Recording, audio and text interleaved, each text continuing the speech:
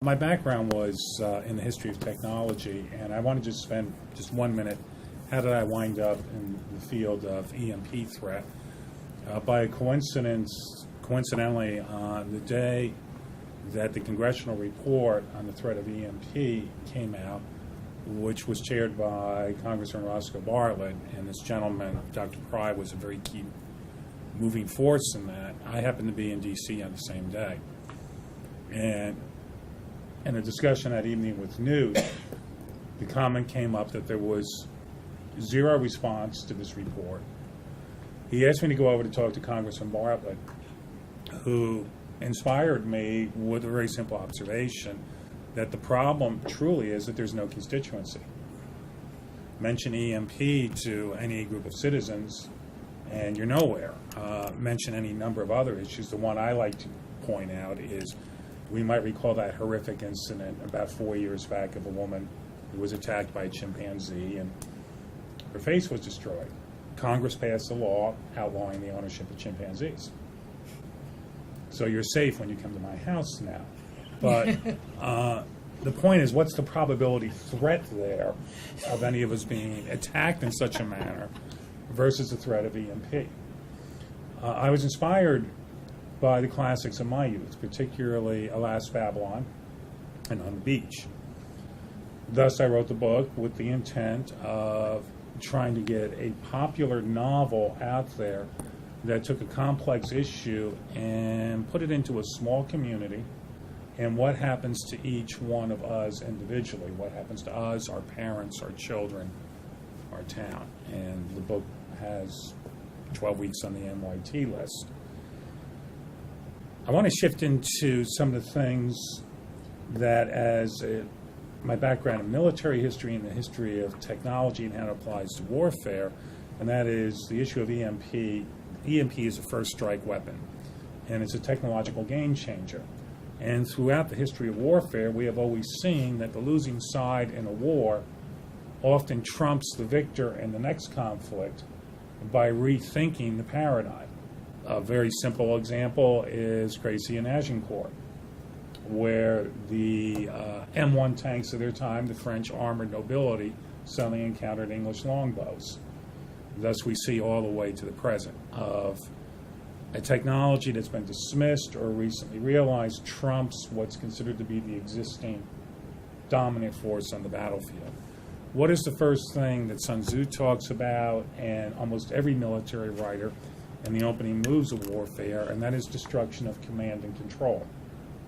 If you can shut down command and control of your opponent, you have pretty well won the issue before battle is even joined. What is the best way currently to take out command and control? It would be cyber attack or EMP. I was thinking last night about something of the issue of morale. I recently read that what really broke the morale was not necessarily the being pushed back in North Africa or the debacle on the Eastern Front. It was men going home on furlough or wounded or getting letters and seeing that city after city after city was being leveled. That while they fought on the front lines, their wives, their children, their parents, their families, their homeland was being flattened. That is truly what was breaking the morale of the German troops. I remember talking with a German soldier, a veteran of the Russian front, who said the most terrifying experience of his life was he happened to be in Hamburg when it was hit. And he said it shook him for the rest of the war. He realized we were going to lose, as he put it. So we see a command and control of first strike via EMP or cyber attack as a decapitation of information, command and control, but also strikes morale. And then you have societal breakdown. We need not go through an exercise here of what happens if the electricity turns off in the next minute and what happens to this city within the hour. But, as an old hero of mine, Rod Serling, once said, present it for your consideration. Present it for your consideration if on 9/11 we all saw the first minute of the impact on the second tower and the Pentagon, and then the entire news grid went down. Think of the panic that would have struck across the country within the hour. We have been used, ever since the age of telegraphy, to having instant access to information. And particularly within the last 15 years, I'm a college teacher as well. If my kids walk out of the classroom and they can't immediately text their boyfriend or in the classroom or their parents, they're throwing a panic attack. Think of the shutdown of command and control, but also the communication grid of a civilian society.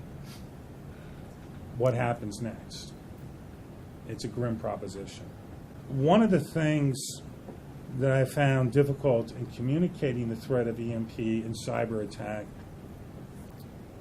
the good analogy to that is what the film On the Beach created. How many of you have actually seen the film On the Beach or read the book? To this day, if I hear Waltzing Matilda in the background, I'm suddenly in tears, all right? It was on TV just a couple of days ago. I read an article a while back pointing out that On the Beach played a contributing factor in the shutting down of the American civil defense system that had been developed in the 40s and the 50s. The reason being that when On the Beach came out, it presented such an overwhelming, catastrophic view of thermonuclear war as a planet-destroying event that the attitude then became, why in hell are we even bothering to try and prepare our infrastructure, build command and control centers, dig the bunker in the backyard? It's all meaningless. The infamous line, the living will envy the dead. That is the problem that we here face today. How do we convince the general populace, the voters, the people up on the Hill, that the cyber threats that you're talking about, which sound sci-fi to some, but I'm sitting here going, gosh, that's a great book.